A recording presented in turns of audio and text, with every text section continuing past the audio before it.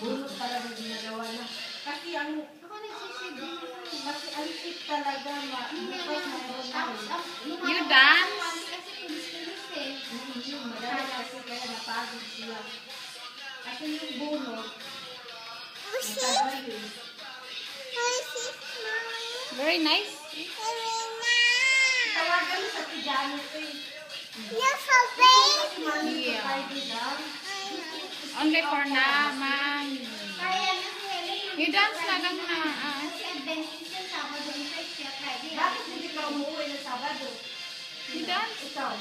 Sabado ko na uwi. Look you. Bernis. Ito day off ko. Ilang? Bernis dapat uwi na Bernis mo, di ba? Hindi.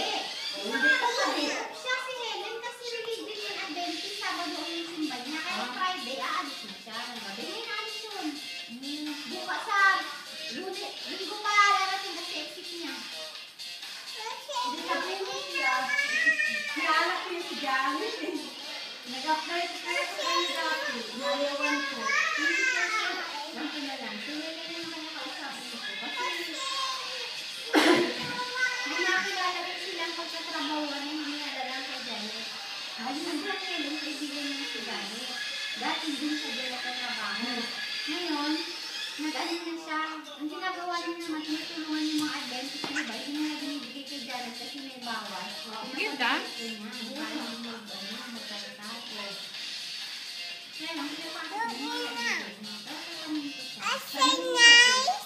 Kung walang choice, kay Janet ka na lang. Hanapan ka agad ng choice. Hindi mo magbabalik ito eh. Yan lang. Hanapan ka. Hindi tayo makababalik dyan. Ito lang kasi problema ko yung isa talaga. Hintayin mo kaya muna siyang mag-dis. Hindi talaga aalis yan. Sabi niya,